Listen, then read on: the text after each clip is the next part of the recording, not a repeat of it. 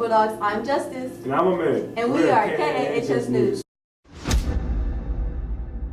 There has been a virus going around the air. Here is Leah and Kay to inform us about the coronavirus.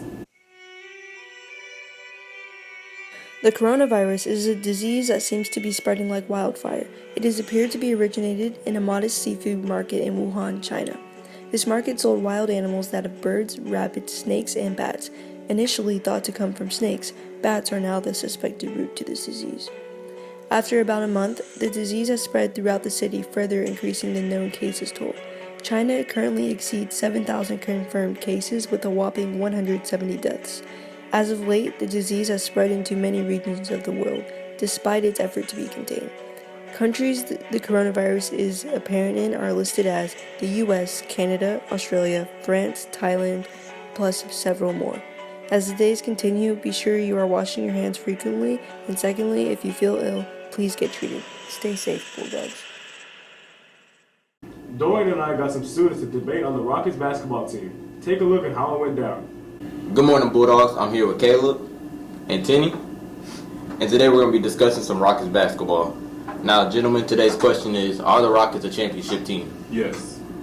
I'll say they are. Caleb, why do you say the Rockets are a championship team? I believe that they are a championship team because we have key pieces. We obviously have the best backcourt in the NBA in Russell Westbrook and James Harden. We have key pieces like Eric Gordon, great defense from PJ Tucker. Looks like we're getting another rim defender because we're trading Capella out, or that's the news at least. And overall, I feel like we're definitely a top 5 team. Honestly, just everything that he was saying. To be honest, they're key pieces. They don't work together. The best backcourt that he said that they have, they can never play good on the same night. You never see James Harden drop 40 and then Russ drop 30. You always see Russ go on and then James Harden go off. I mean, Clint Capella, he could be traded, but the trade deadline is like, how far is it? It's pretty close. It's a few days away, right? Yeah. Exactly. So that's not too much time to trade a center, especially when someone like Clint Capella, like nobody wants that. Like you don't want Clint Capella. I don't want Clint Capella. He doesn't even want Clint Capella. He's talking about trading.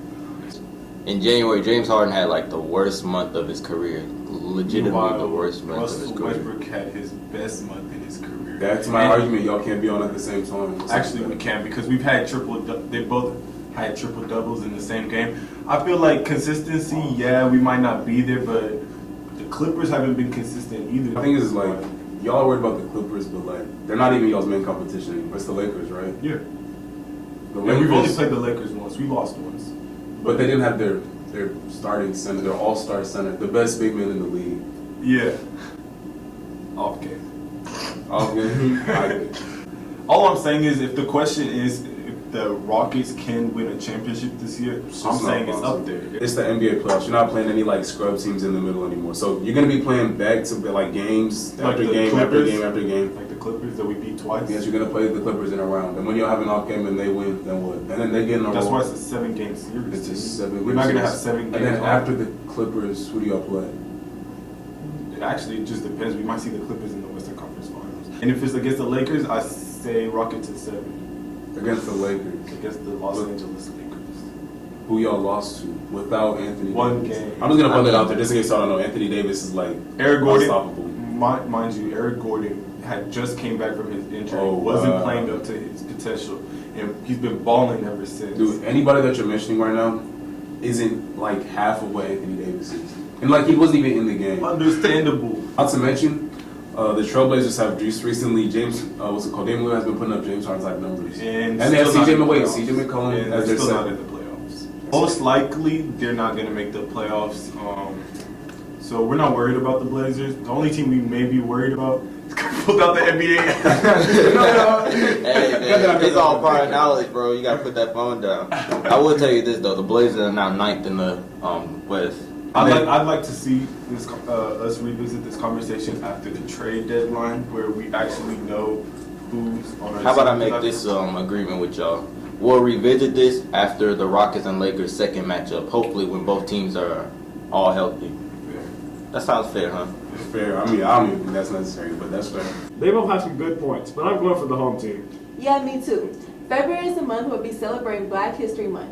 Here is Derek and Alvin with the video covering what it's all about. Black History Month represents the contributions and successes that African Americans have made throughout history, and that has really benefited all humans throughout the course of history. So it's just celebrating all the great things that African Americans have done.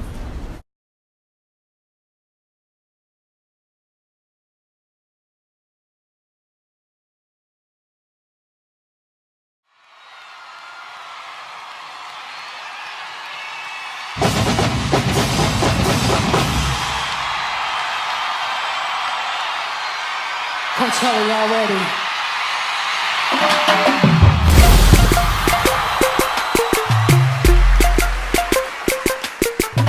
But just like life. All right.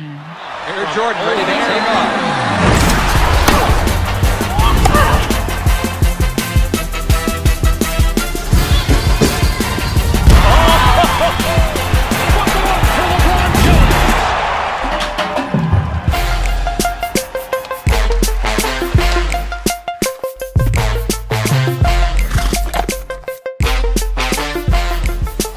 Can I get an amen? And welcome to the very first National Oprah Winfrey Show!